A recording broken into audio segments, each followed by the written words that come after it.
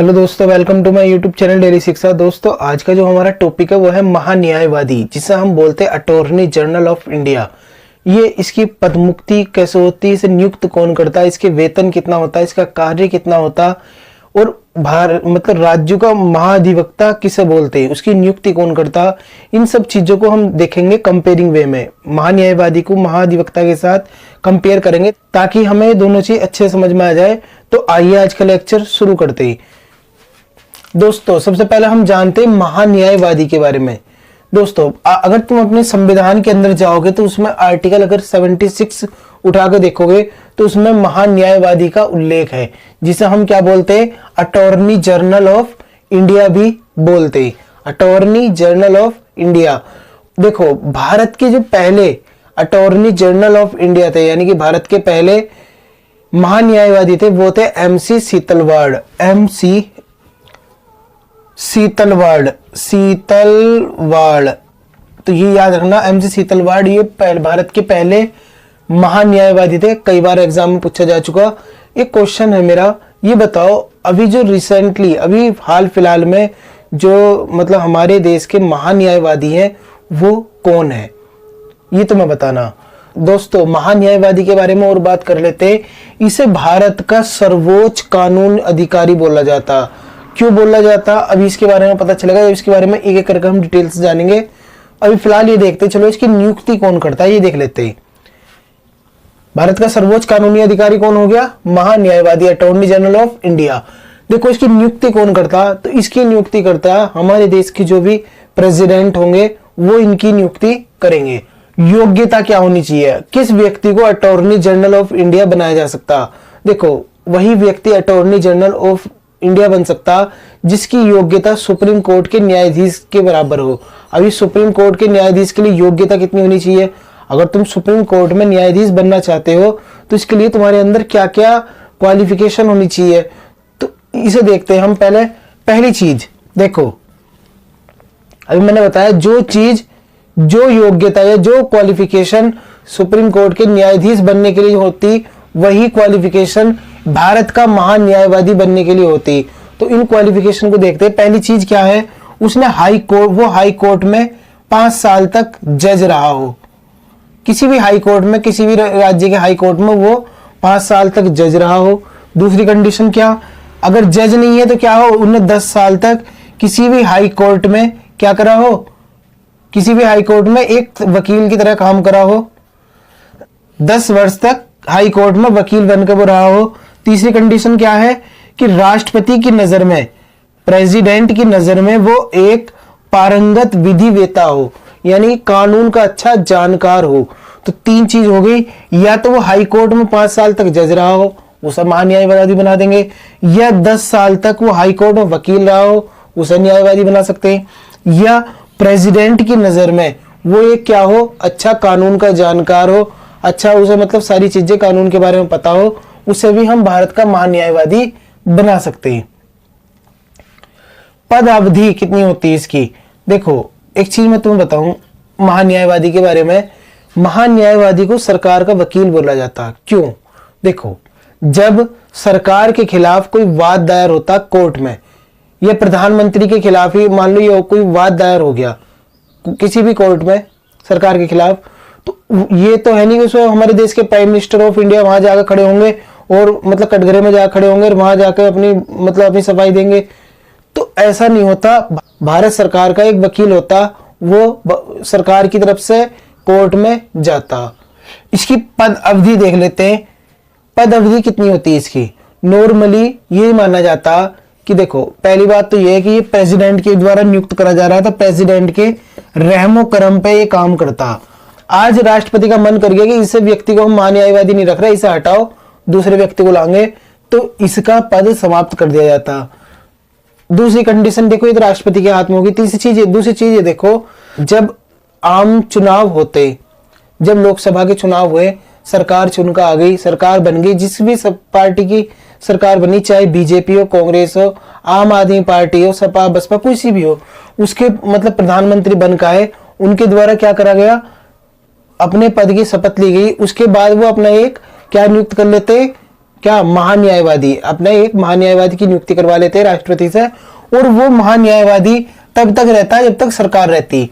मान लो सरकार का कार्यकाल कितना, 5 वर्ष है, सरकार 5 वर्ष तक रही, तो ये अटॉर्नी जनरल ऑफ इंडिया जो महान्यायवादी था वो भी 5 साल तक काम करेगा। और मान लो बीच में ही सरकार गिर गई, बीच में ही सरकार का कार्यकाल खत्म हो गया, 5 वर्ष है लेकिन पहले ही 3 वर्ष में सरकार का कार्यकाल खत्म हो गया, तो इसे भी अपने पद से इस्तीफा देना पड़ेगा महान्यायवादी को। तो ये पॉइंट तुम याद रखना, ये बहुत ज्यादा पूछा जाता है एग्जाम में। कब तक काम करता है ये, जब तक सरकार है तब तक ये भी है, जिस दिन सरकार गिर गई ये भी अपने पद से हट जाता। देखो ये तो चीज होगी कि राष्ट्रपति का मन कर गया, राष्ट्रपति ने हटा दिया, सरकार गिर गई तो इसे बेचारे को अपना पद छोड़ना पड़ गया। अगर इसे खुद का मन कर रहा तो तब क्या होगा, तब एक ऑप्शन है पद मुक्ति। देखो क्या होगा अगर इसे ये चाहता है, इसके मन में है कि यार मैं महान्यायवादी बनकर नहीं रहना चाहता, बहुत हो गया इनका, अब मुझे महान्यायवादी बनकर नहीं रहना, मैं जा रहा हूं बाहर कहीं घूमने, तो ये क्या कर सकता है, पद मुक्ति ले सकता है, राष्ट्रपति को अपना इस्तीफा सौंप सकता। तो अगर ये अपना इस्तीफा किसे दे दे, सरकार को, मतलब राष्ट्रपति को दे दे, तो भी अपने पद से पद मुक्त माना जाता। अब तुम्हें ये समझ में आ गया होगा इसकी पद अवधि कितनी होती, पद मुक्ति कैसे होती। अगर एग्जाम में पूछ ले कि जो हमारे देश के महान्यायवादी है इसकी जो पद अवधि होती वो 5 साल होती, 7 साल होती, 8 साल होती, ये नन ऑफ दिस, तो नन ऑफ दिस लगाना बेफिक्र होके, क्योंकि ये नहीं पता सरकार कब गिर जा, 2 साल 3 साल, तो इसे भी अपने पद से हटना पड़ेगा। या यूं भी बोल सकते हैं कि तुम सरकार बदलती तो हमारे देश का महान्यायवादी भी बदल जाता। इसका वेतन देखो, वेतन राष्ट्रपति पे निर्भर करता कि वो इसका कितना वेतन निर्धारित करते हैं, संविधान के अंदर कहीं भी इसका उल्लेख नहीं है। कार्य के बारे में बात कर लेते हैं। देखो इसका पहला कार्य क्या है, ये भारत सरकार से संबंधित जितने भी मामले होते हैं उनमें सरकार का प्रतिनिधित्व करता। ये सरकार की ओर से पेश होता कहाँ, उच्चतम न्यायालय में। अभी मैंने तुम्हें बताया अगर सरकार के खिलाफ कोई वाद दायर है तो ये तो नहीं कि हमारे देश के प्राइम मिनिस्टर ऑफ इंडिया जाके कोर्ट में खड़े होंगे, तो उनकी तरफ से कौन जाएगा, अटॉर्नी जनरल ऑफ इंडिया जाएगा, जिसे महान्यायवादी बोला जाता, सर्वोच्च कानूनी अधिकारी बोला जाता। ये वहां जाकर खड़ा होकर सरकार का पक्ष रखेगा, पहला कार्य है। दूसरा कार्य क्या, सरकार को कानूनी सलाह देना, कानून का जानकार है, कानूनी सलाह दे सकता। तीसरा कार्य क्या है, किसी भी राज्य के हाई कोर्ट में भी अगर सरकार से संबंधित वाद है तो वहां भी कौन जाएगा, महान्यायवादी जाता। चौथा क्या है, आर्टिकल 143। 143 क्या है, मैंने तुम्हें देखो राष्ट्रपति वाला जब चैप्टर समझाऊंगा तब इसे अच्छे समझा दूंगा 143 क्या है इसे। अभी फिलहाल इसका एक ओवरव्यू ले लो। जब राष्ट्रपति को कुछ कानूनी मामलों में कुछ जानकारी चाहिए होती तो वो क्या करते, इस आर्टिकल के द्वारा सुप्रीम कोर्ट से बोलते कि मुझे इसके बारे में समझाओ। तो देखो अब राष्ट्रपति जाएंगे, राष्ट्रपति कोर्ट में तो नहीं जाने के, तो उनकी तरफ से कौन जाता, महान्यायवादी जाता। तो ये तुम याद रखना, आर्टिकल 143 के तहत राष्ट्रपति के द्वारा उच्चतम न्यायालय में भारत सरकार का प्रतिनिधित्व करता कौन, महान्यायवादी। तो इस तरीके से तुम इसे याद रख सकते हो। अब हम इसके बारे में कुछ और बातें भी जान लेते हैं। आर्टिकल 88 याद रखना, आर्टिकल 88 ये क्या है, ये क्या कर सकता है, संसद के किसी भी सदन में जाकर बैठ सकता है, चाहे लोकसभा हो राज्यसभा हो, वहां जाकर अपने विचार ही प्रकट कर सकता। लेकिन वहां अगर किसी विधेयक के पक्ष में वोटिंग चल रही तो उसमें अपने वोट का इस्तेमाल ही नहीं करने का, चाहे संयुक्त बैठक हो, संयुक्त बैठक अगर चल रही उसमें भी अपने वोट का इस्तेमाल ही नहीं करने का। कई बार एग्जाम में क्वेश्चन पूछा गया कि क्या ये वोट डाल सकता, तो ये वोट नहीं डाल सकता। आर्टिकल 108 याद रखना संयुक्त बैठक के लिए। संयुक्त बैठक कब बुलाई जाती है, लोकसभा राज्यसभा में गतिरोध होता तब संयुक्त बैठक बुलाई जाती। कौन बुलाता, मैंने इसके लिए लेक्चर बना दिया था, लेकिन फिर भी तुम्हें समझा दूं, एक बार और ओवरव्यू ले लो। संयुक्त बैठक को बुलाता कौन है, राष्ट्रपति। संयुक्त बैठक की अध्यक्षता कौन करता, लोकसभा का अध्यक्ष। लोकसभा का अध्यक्ष अगर शादी में गए तो कौन करेगा, लोकसभा का उपाध्यक्ष। लोकसभा के उपाध्यक्ष भी अगर कहीं चले गए घूमने तो कौन करेगा, राज्यसभा का उपसभापति। और अगर राज्यसभा का उपसभापति भी कहीं बाहर चला गया तो वो किसी व्यक्ति को नॉमिनेट कर सकते हैं। तो ये याद रखना, राष्ट्रपति इसकी अध्यक्षता नहीं करता और ना ही राज्यसभा का सभापति इसकी अध्यक्षता करता। तो एग्जाम में कई बार क्वेश्चन संयुक्त बैठक से ही पूछ लिया जाता। और मैंने तुम्हें बताया आर्टिकल 88 इसमें क्या होता, वो लोकसभा के दोनों सदनों में बैठ सकता, बोल सकता, लेकिन जब वोटिंग की बात आती तो अपने वोट का इस्तेमाल वो नहीं करने का।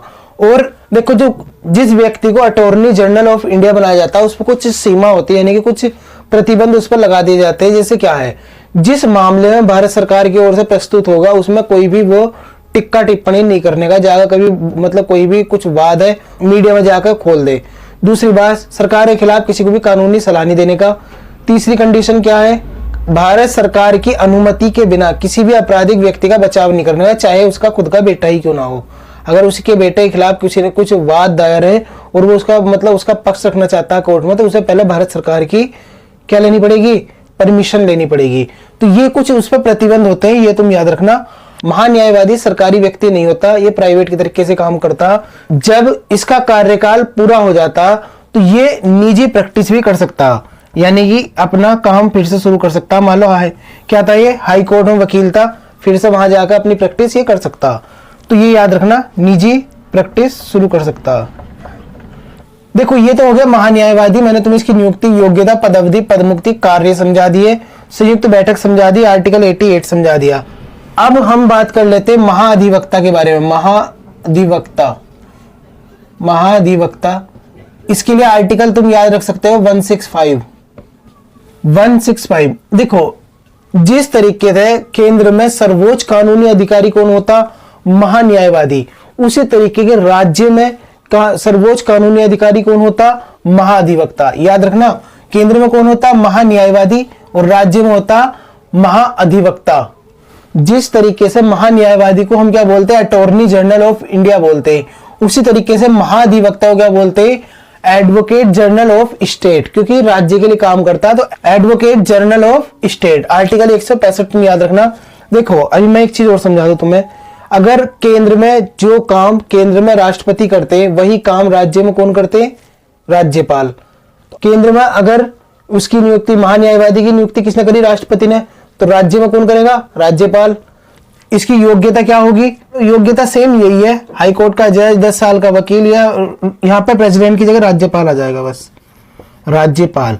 अगर हम बात कर रहे हैं किसकी, महाधिवक्ता की, तो राज्यपाल आएगा। यहाँ पर राज्यपाल की नजर में कोई पारंगत विधिवेता हो। और एक कंडीशन और तुम यहाँ पर लगा सकते हो अगर लगाना चाहो तो, कि भारत का नागरिक, सिटीजन ऑफ इंडिया होना चाहिए। ये तो तुम्हें पता ही होगा, इसके लिए तो याद रखने की जरूरत ही नहीं है। तो हाई कोर्ट में जज रहा हो, 10 साल तक वकील रहा हो, राज्यपाल की नजर में कोई पारंगत विधिवेता हो, वो व्यक्ति क्या बन सकता है, महाधिवक्ता। और पद अवधि, फिर से वही कंडीशन आ गई, निर्धारित नहीं है संविधान के अंदर कि 5 साल रहेगा, 10 साल रहेगा, 20 साल रहेगा, या 1 साल में इसका कार्यकाल खत्म हो जाएगा। सरकार जब तक है, जब तक राज्य की सरकार है, तब तक ये भी बना हुआ है। और जिस दिन राज्य की सरकार गिर गई या राज्य की सरकार का कार्यकाल पूरा हो गया, महाधिवक्ता का कार्यकाल भी पूरा हो जाएगा। तो सेम कंडीशन चल रही है बिल्कुल। देखो यहाँ प्रेसिडेंट की जगह राज्यपाल आ गया था, राज्यपाल, और योग्यता सेम है, बस यहाँ पर प्रेसिडेंट नियुक्ति कर रहे थे, यानी कि प्रेसिडेंट की नजर में कोई पारंगत था, यहाँ पर कौन है, राज्यपाल की नजर में। पद अवधि दोनों की एक जैसी है, पदमुक्ति दोनों की एक जैसी है। अभी मैंने 2 मिनट पहले तुम्हें एक बहुत अच्छी चीज बताई कि जो व्यक्ति नियुक्ति करता वही उसकी पदमुक्ति करता। इसकी नियुक्ति महाधिवक्ता की किसने करी थी, राज्यपाल ने। इसे अगर अपना इस्तीफा देना किसे सौंपेगा, राज्यपाल को ही, ना कि राष्ट्रपति को सौंपने जाएगा, क्योंकि नियुक्ति किसने करी थी, राज्यपाल ने। कार्य वही होता जो केंद्र में महान्यायवादी का होता, सलाह देना राज्य की सरकार को, राज्य की सरकार की तरफ से हाई कोर्ट में पेश होना, राज्य सरकार की तरफ से सुप्रीम कोर्ट में प्रस्तुत होना। ये चौथा जो है ये महाधिवक्ता के लिए नहीं होता, क्योंकि ये राष्ट्रपति से संबंधित है बस।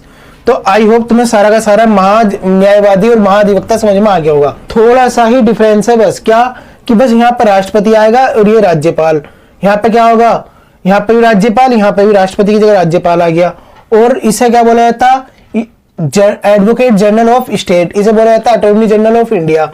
और देखो जिस तरीके से आर्टिकल 88 के तहत ये किसी भी सदन में बैठ के महान्यायवादी क्या कर सकता, बैठ सकता, बोल सकता, लेकिन वोट नहीं डाल सकता, उसी तरीके से आर्टिकल 176 के तहत महाधिवक्ता विधान मंडल के किसी भी सदन, चाहे विधानसभा हो चाहे विधान परिषद हो, उसमें बैठ कर बोल सकता, अपना वहां उसकी कार्यवाही में भाग ले सकता, चाहे विधानसभा हो चाहे विधान परिषद हो, तो उनमें किसी भी सदन में बैठ सकता, उनकी कार्यवाही में भाग ले सकता, लेकिन वोट वो भी नहीं डाल सकता।